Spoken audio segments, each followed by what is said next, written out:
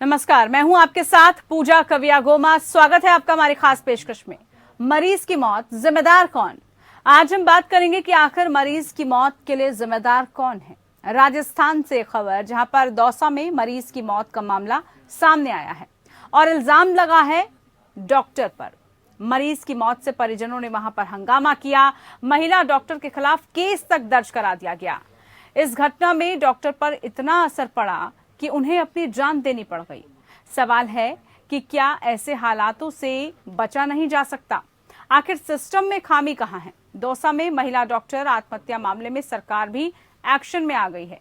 राज्य की सत्तासीन अशोक गहलोत सरकार ने दौसा डॉक्टर सुसाइड मामले में एसपी को हटा दिया है। इस मामले में एसएचओ को निलंबित भी किया गया है। इसके साथ ही डिप्टी एसपी को लाइन हाजिर करने का आदेश दिया गया है। राजस्थान सरकार ने यह एक्शन तब लिया जब इस मामले का पूरे देश में विरोध हो रहा है। खुद मुख्यमंत्री अशोक गहलोत भी इस मामले पर दुख जाहिर कर चुके हैं। सीएम गहलोत ने कहा कि हम सभी डॉक्टरों को भगवान का दर्जा देते हैं। डॉक्टर अर्चना शर्मा और उनके पति राजस्थान के दौसा के लालसोट हॉस्पिटल में कार्यरत हैं। बता दें कि खेमावास निवासी लालूराम बैरवा अपनी पत्नी आशा देवी को डिलीवरी के लिए बीते दिनों हॉस्पिटल लेकर आए थे। डिलीवरी के दौरान प्रसूता की मौत हो गई थी। वहीं नवजात सकुशल है। प्रसूता की मौत से गुस्साए घर वालों ने लालसोट थाने में डॉक्टर के खिलाफ हत्या का मामला दर्ज करवाया है। कहा यह जा रहा है कि प्रसूता की मौत और उसके बाद परिजनों के हंगामे के कारण डॉक्टर अर्चना शर्मा डिप्रेशन में आ गई थी। मानसिक तनाव में अर्चना ने फांसी लगाकर आत्महत्या कर ली। आत्महत्या से पहले डॉक्टर अर्चना ने एक सुसाइड नोट भी लिखा है। डॉक्टर अर्चना ने सुसाइड नोट में खुद को निर्दोष बताया। उधर मामले में आईएमए ने भी प्रशासन के खिलाफ मोर्चा खोल दिया है। इंडियन मेडिकल एसोसिएशन की मांग है कि लालसोट थाने के कर्मचारियों और अधिकारियों पर सुसाइड के लिए उकसाने का मुकदमा दर्ज होना चाहिए। पूरे मामले में ऐसा लगता है कि जयपुर पुलिस और डॉक्टर आमने सामने आ गए हैं। दरअसल देश में डॉक्टरों की लापरवाही से मरीजों की मौत के मामले सामने आते रहे हैं। परिजन डॉक्टरों से मारपीट तक करते हैं। डॉक्टरों की सुरक्षा को लेकर कई कड़े कदम भी बनाए गए हैं, लेकिन इस तरह की घटनाएं रुक नहीं रही हैं। डॉक्टरों की सुरक्षा भी होनी चाहिए, लेकिन मरीजों के हितों का ख्याल भी रखा जाना चाहिए। सवाल है, मरीज की मौत होने पर आखिर किसे जिम्मेदार ठहराया जाए? मरीज की मौत के लिए डॉक्टर दोषी है, इसकी जांच कैसे हो, सजा कैसे मिले? मरीजों के परिजनों को इंसाफ कौन दिलाएगा और कैसे मिल पाएगा? दौसा में जिस तरह का वाक्य सामने आया है, ऐसे मामले फिर ना हो, इसके लिए किस तरह की व्यवस्था की जरूरत है? इन्हीं तमाम मुद्दों पर आज हम विश्लेषण करेंगे, चर्चा करेंगे और आज इसी पर हम इसी सवाल को लेकर जानकारी लेना चाहेंगे कि मरीज की मौत हो जाती है तो उसकी जवाबदेही और जिम्मेदारी किसकी होती है? क्योंकि डॉक्टर्स को भगवान का रूप कहा जाता है और कहा यह जाता है कि कोई भी डॉक्टर ये नहीं चाहता कि उसका जो मरीज है, जिसका वो इलाज कर रहा है, उसकी मौत हो जाए।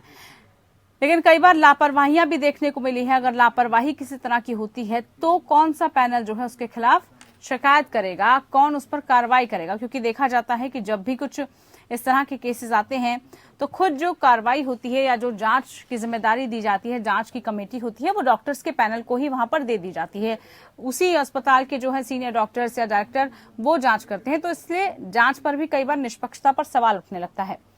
लेकिन क्या मरीजों को, उसके तीमारदारों को, परिजनों को यह हक है कि वो डॉक्टर्स के साथ मारपीट कर सके? उनको इतना दबाव में रखा जाए, उन पर इतना प्रेशर किया जाए कि कोई आत्महत्या कर ले? सोचिए क्या बीती होगी उस डॉक्टर पर जिसने इतना बड़ा कदम उठाया है। डॉक्टर जो कि कहा जाता है कि बहुत समाज का एक ऐसा वर्ग है, समझदार के तौर पर उसको देखा जाता है। वो अगर शख्स इस तरह के दबाव को नहीं झेल पा रहे हैं, अगर उनके साथ इस तरह का सलूक हो रहा है, तो इसको भी ध्यान देने की आवश्यकता है। हालांकि कोर्ट की तरफ से बार बार इसको लेकर कड़े कदम भी उठाए गए हैं। कहा गया है कि डॉक्टरों की सुरक्षा का जो मसला है बहुत महत्वपूर्ण है और डॉक्टर की जो सुरक्षा है उसको हमें ध्यान में रखना होगा। इसको लेकर कई बार हम देखते हैं कि डॉक्टर्स की तरफ से विरोध प्रदर्शन भी किया गया। डॉक्टर्स के साथ मारपीट, हाथापाई तक की नौबत आ जाती है। हॉस्पिटल में हंगामा हो जाता है, हॉस्पिटल में तोड़फोड़ कर दी जाती है। सवाल ये है,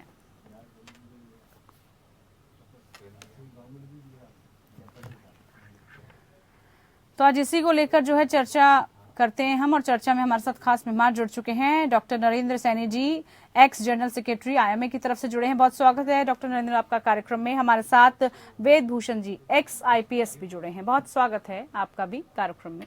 सबसे पहला सवाल डॉक्टर नरेंद्र सैनी जी आप ही से, क्योंकि बहुत सेंसिटिव मुद्दा है ये, और डॉक्टर्स को लेकर, मरीजों को लेकर, उनके साथ में जिस तरह का एक व्यवहार है, जो रिश्ता है, उसको कायम रखने को लेकर कई बार पहल की गई है। कोर्ट तक ने कई बार डॉक्टर्स की सुरक्षा मुहैया कराने के लिए कड़े कदम उठाने की बात की है।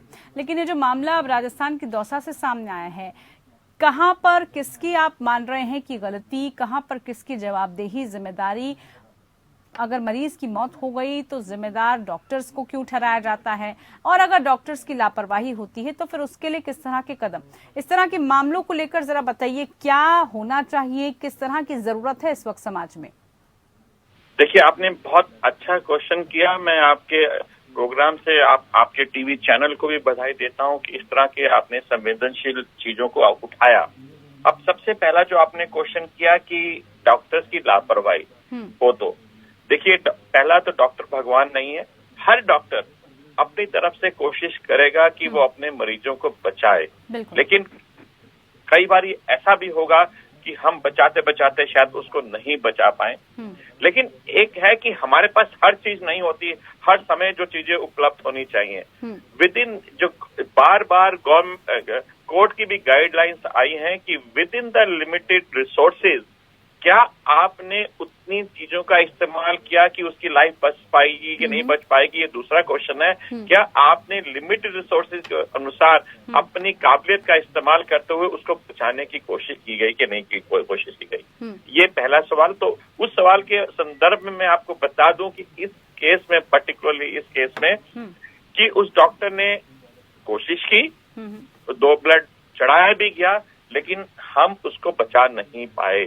अब हम नहीं बचा पाए, हो सकता है किसी को इस बारे में प्रॉब्लम हो कि शायद डॉक्टर ने लापरवाही की हो या कुछ भी किया हो, किसी भी डेथ में हो सकता है। तो आपने उस समय भी कहा कि उसकी एक कोर्ट ने इसकी एक गाइडलाइंस दी हुई है। उस कोर्ट की गाइडलाइंस पे लिखा गया है कि जब तक कि एक, क्योंकि ये जो चीज है कि किसी की डेथ हुई डॉक्टर के कारण, इसको कोई और नहीं बता सकता, कोई भी नहीं बता सकता। यदि ये नहीं कि मैं डॉक्टर हूं तो इसलिए बोल रहा हूं, यदि मैं डॉक्टर नहीं होता तो भी तो वो आदमी नहीं बता सकता कि क्या ये वाकई में ये डेथ हुई है, ये मेडिकल की नेग्लिजेंस की वजह से हुई है या किसी और कारणों से हुई है।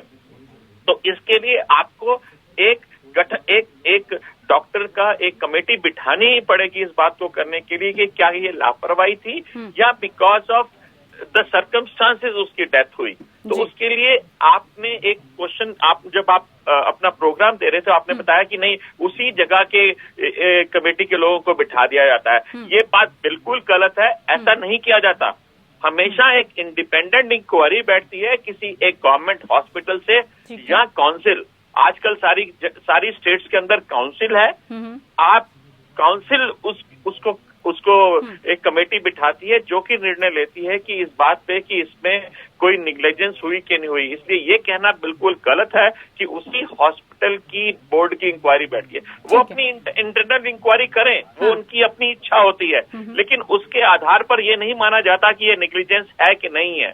बट इस पर्टिकुलर केस में जब ये नेग्लिजेंस का है भी नहीं, लेकिन चलिए उस बात को भी ले देता है, लेकिन उस पुलिस अधिकारी ने 302 का मुकदमा उसके ऊपर एंटर किया। 302 के मुकदमे का आपने पुलिस महकमे से भी काफी हाई ऑफिशियल्स को बुलाया हुआ है। 302 का मतलब है कि मैंने मर्डर करने की कोशिश की। मेरा तो कोई इंटेंशन नहीं थी। मैंने 302 के अंदर तहत में जो मुझे मालूम है कि आपने उसको मारने के लिए उस पेशेंट को किया है। देखिए, कोई आदमी मारेगा नहीं, और इसके चलिए एक आपकी इंटेंशन में, लेकिन इसके लिए सुप्रीम कोर्ट की पूरी गाइडलाइंस है कि 302 के तहत आप डॉक्टर्स को ले ही नहीं सकते। ठीक है। यदि ये लिया गया है तो उसने अपने अधिकारों का उल्लंघन किया है। और हमारी सिर्फ छोटी सी अब डिमांड है कि यदि हमारे डॉक्टर ने एक 302 के अंडर आपने उसको किया था और उसने अपनी प्रूव करने के लिए, आप सुसाइड नोट भी देखेंगे तो उसने अपने प्रूव करने के लिए इनोसेंट,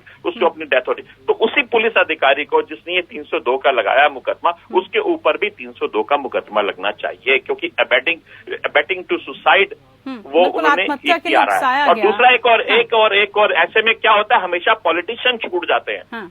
जो पॉलिटिशियंस ने ये करवाया गया कि उनके फुटेज लीजिए आप, जहां तक मेरे पास फुटेज आ रहे हैं जिसको हम सुन रहे हैं बार बार, जिसमें एक पॉलिटिशियन बार बार कह रहा है कि वो जो अभी हमने सुना है, वो जो जिस पेशेंट की डेथ हुई उसके हस्बैंड ने तो रादर ये कहा कि मुझे तो कुछ पता ही नहीं था, मेरे से साइन करवा लीजिए, हो सकता है इसकी सच्चाई आपनी चाहिए।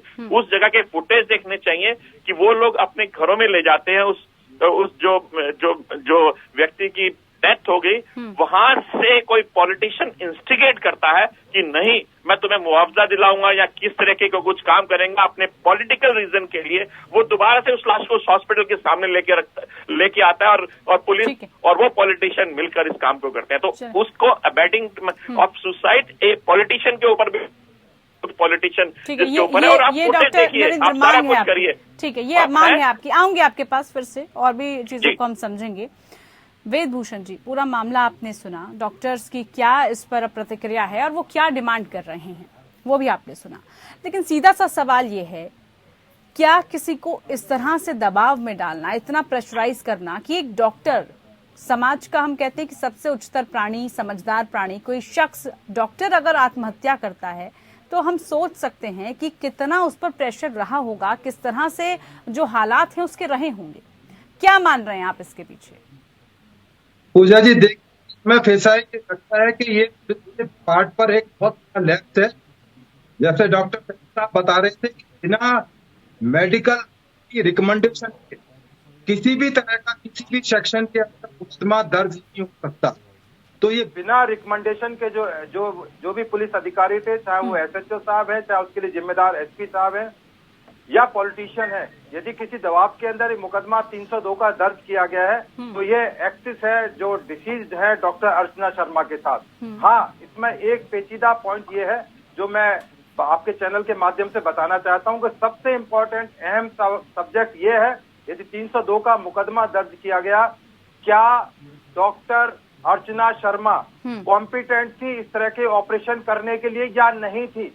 यदि वो नहीं थी तो फिर 302 जायज हो जाती है, क्योंकि वो यदि कॉम्पिटेंट ही नहीं थी कि वो ऑपरेट कर सकती थी, उनके पार्ट पर एक नेग्लिजेंस थी। अब ये डिबेट का सब्जेक्ट है, उसमें 302 का दर्ज हो या उनके खिलाफ नेग्लिजेंस का मुकदमा दर्ज हो। सर मैं एक इंटरवीन करना चाहूंगा, सिर्फ आपके इस क्वेश्चन पे इंटरवीन करना चाहूंगा। 302 का मुकदमा चलाने के लिए वो कॉम्पिटेंट थी कि नहीं थी, ये बात का विषय था ना कि 302 मुकदमा तभी चलाया जाएगा कि वो कॉम्पिटेंट है कि नहीं है। और उसका सुप्रीम कोर्ट ने गाइडलाइंस दी हुई है कि जब तक मेडिकल काउंसिल या वहां की डॉक्टर्स की कोई इंडिपेंडेंट इंक्वायरी ना कर ले, तब तक कोई भी किसी डॉक्टर के ऊपर 302 का मुकदमा नहीं चलाया जा सकता। क्योंकि आम आदमी सर, मैं एक मिनट, आम आदमी इसके लिए कॉम्पिटेंट नहीं है ये पता लगाने के लिए कि कोई XY डॉक्टर इस चीज को करने के लिए कॉम्पिटेंट है कि नहीं है, क्योंकि ये एक पेचीदगी, इवन मेरे से भी एज ए डॉक्टर पूछा जाए तो मैं अपने डॉक्टर में जो स्पेशलाइजेशन है उसी पे मैं बोल सकता हूँ, शायद दूसरे स्पेशलाइजेशन पे मुझे इतना नहीं पता होगा, क्योंकि ये कॉम्प्लिकेटेड मामला है, मतलब हमारी बॉडी कॉम्प्लिकेटेड है। इसलिए ही सुप्रीम कोर्ट ने गाइडलाइंस दी कि कोई भी धारा लगाने से पहले एक कॉम्पिटेंट डॉक्टर्स की टीम बनाई जाएगी जो इस बात पे इंक्वायरी करेगी, और यहाँ पे कुछ ऐसा नहीं हुआ। बस मेरा यही कहने का आपको।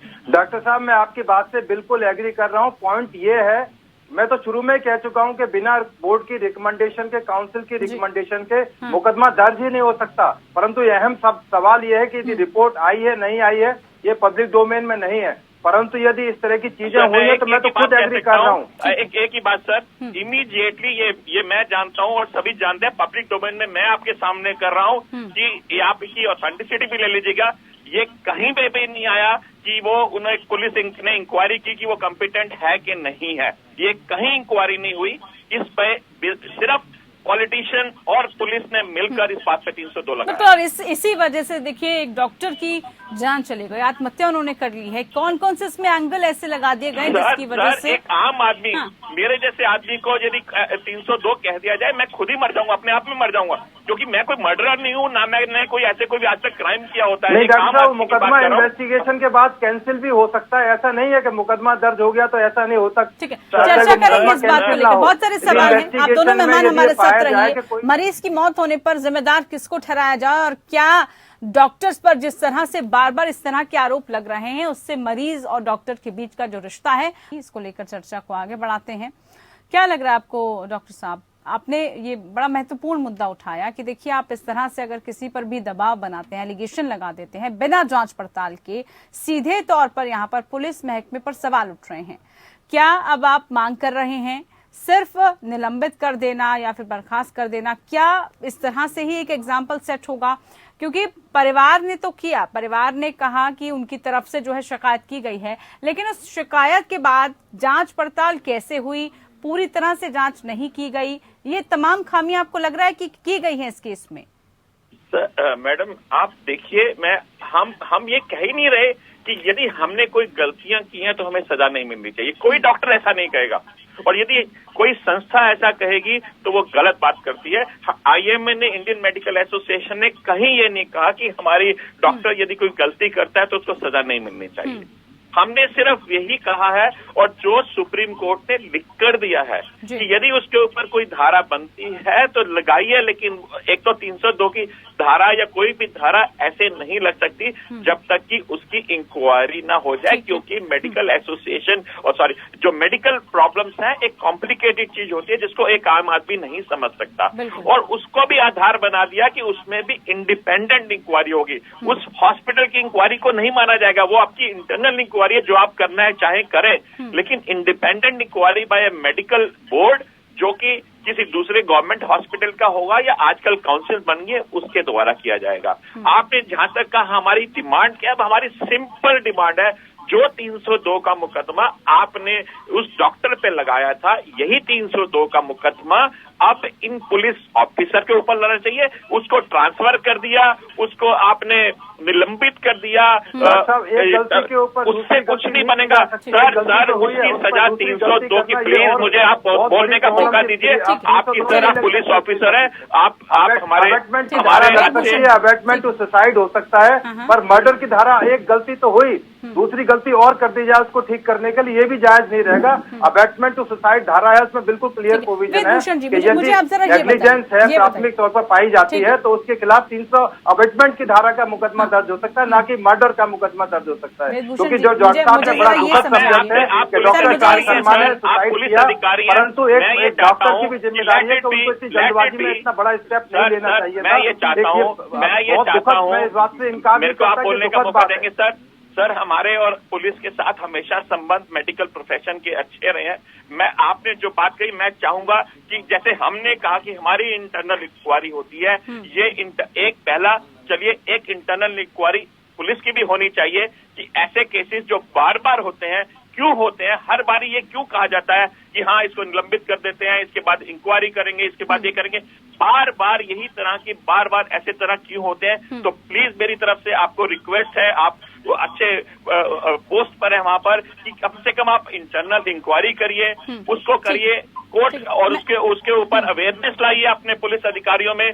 दूसरा जो आप कह रहे हैं, हम कहेंगे कि yes let it be court decide कि इस पुलिस ऑफिसर के ऊपर जिसने ऐसा किया 302 लगाए, 304 लगाए, जो भी लगाए, लेकिन हम अपनी तरफ से कोशिश करेंगे कि कोर्ट में ये केस जाए और स्टेट इस कोर्ट को इस केस को ले, और स्टेट अपनी तरफ से पुलिस अधिकारी के ऊपर ये जो भी बनता है कड़ी से कड़ी सजा का ऊपर जो भी कोर्ट में बनता है, लेकिन है पर हम उसको मानेंगे। ठीक है वेदभूषण जी, मुझे जरा आप ये समझाइए, अब जो पूरा मामला वाकई सामने आ चुका है, आपको क्या लगता है इस तरह के मामले आगे ना हो, इसके लिए बहुत जरूरी है कि जो भी इसमें लापरवाही बरतता है उन पर सख्त एक्शन नहीं होना चाहिए? क्या जरूरी है जब तक प्रेशर ना हो, दबाव ना हो, पॉलिटिकल एंगल ना हो, जब तक कोई कार्रवाई नहीं की जाएगी? इतनी बड़ी घटना हो गई, एक डॉक्टर आत्महत्या कर लेती है सर, इससे बड़ा इस समाज में और क्या होगा? बहुत आपको पेनफुल है। पता है मैं एक डॉक्टर बिल्कुल बनने sympathy में है और कि इस उसको तरह की डेवलप करने दुर्घटना में दोबारा कितनी ना हो, मेहनत लगती है। परंतु इसके लिए लॉ ऑफ द लैंड है, जो भी डिसिप्लिनरी एक्शन है और प्रोसिक्यूशन ब्रांच है, कोर्ट में जाने से पहले, जैसे डॉक्टर साहब कह रहे थे, हम लोग डायरेक्ट कोर्ट में एफआईआर नहीं करते, पहले थाने में एफआईआर होती है, प्रोसिक्यूशन ब्रांच होती है, वो हर एंगल से जांच करती है कि धारा 302 या अबेटमेंट की धारा लगेगी या पुलिस ऑफिसर की जो नेग्लिजेंस है, उसमें जो डिपार्टमेंटल एक्शन है, उनके खिलाफ क्या डेटरेंट एक्शन लिए जाए, उनको क्या पनिशमेंट किया जाए, जिससे कि दोबारा एक एग्जाम्पलरी एक पनिशमेंट दिए जाए कि तमाम को एक मैसेज जाए कि इस तरह की चीजें दोबारा ना हो समाज के अंदर, किसी भी डॉक्टर के खिलाफ इस तरह से मुकदमा ना दर्ज हो। इसके लिए पूरी तरह से अवेयरनेस की जरूरत है, पुलिस वालों को कोर्स कराने की जरूरत है, ट्रेनिंग की जरूरत है, उनको बताया जाना चाहिए, क्योंकि ये एक ट्रेडिशनल क्राइम नहीं है, ये एक आम तरह का क्राइम नहीं है जिनसे पुलिस को एनकाउंटर होना पड़ता है। हाँ। ये कभी कभी की रेयर चीजें हैं जो आती हैं। मैं भी एसीबी पार्लियामेंट रहा हूँ, आरएमएल हॉस्पिटल के अंदर कई बार डॉक्टर्स के साथ में मारपीट, जो पैरामेडिक्स है उनके साथ में बदतमीजी होती थी, उसके लिए बाकायदा कानून बना हुआ है, उसमें मुकदमा दर्ज करने का प्रोविजन है और सैकड़ों मुकदमे दर्ज हुए हैं कि जब डॉक्टर्स के खिलाफ किसी भी पब्लिक ने या किसी पेशेंट ने उनके साथ मारपीट, बदतमीजी या कोई इस तरह की चीजें हुई हैं, उनके खिलाफ एक्शन हुए। तो तमाम चीजें टोटलिटी में देखी जानी चाहिए। अब जो गलती हुई है उसका लिए तमाम चीजें, जो पुलिस को जो पनिशिंग तरीका है, अभी आपके साथ आप खुद ही बता रहे थे कि एसपी साहब का ट्रांसफर कर दिया गया, एसएचओ को सस्पेंड कर दिया गया। अब ये एक इंक्वायरी होगी, इंक्वायरी के अंदर पता लगेगा कि व्हाट वेंट रॉन्ग, कहां पर किसकी गलती थी, कितनी गलती थी, क्या उसको पनिशमेंट होना चाहिए, क्या अबेटमेंट टू सुसाइड का मुकदमा दर्ज होना चाहिए, क्या उनको नौकरी से निकाल देना चाहिए। मैं तो कहता हूं ज्यादा से ज्यादा पनिशमेंट होनी चाहिए यदि उनकी नेग्लिजेंस है। तो इसके लिए तमाम को इंतजार और धैर्य की जरूरत है। एक गलती हो गई तो ऐसा ना हो कि हम दूसरी गलती कर बैठे, राजनेताओं के दबाव में कर बैठे या किसी के दबाव में कर बैठे। Let us wait and patience रखने की जरूरत है। बिल्कुल, देखिए बहुत सर संवेदनशील मेरी एक मुद्दा है। रिक्वेस्ट है, मैडम हाँ। आप इसको चालान इस डिबेट को आप कर रही हैं। मेरी एक ही सर से रिक्वेस्ट है, वो ये कि ये सर ने कहा कि हम इंक्वायरी करते हैं, इसके एग्जाम्पलरी पहला इंसिडेंट। सर ये पहला इंसिडेंस नहीं, आपने अपने आप ही बताया इतने सारे इंसिडेंट्स हो चुके हैं। लेकिन ये नहीं कहा पहला एग्जाम्पलरी इंसिडेंट, सर मेरे को कंप्लीट पहला करने हुआ है। दीजिए। समय का अभाव है। किसी को भी सर न्याय की मांग आपकी तरफ से भी की जा रही है और इस पर उचित कार्रवाई होनी चाहिए, ये सबकी मांग है। अब आगे आने वाले दिनों में मांग जो की जा रही है डॉक्टर्स की तरफ से, एसोसिएशन की तरफ से, क्या उस पर कार्रवाई होती है और कितनी तत्परता के साथ होती है, ये देखना होगा। फिलहाल के लिए इतना ही। नमस्कार।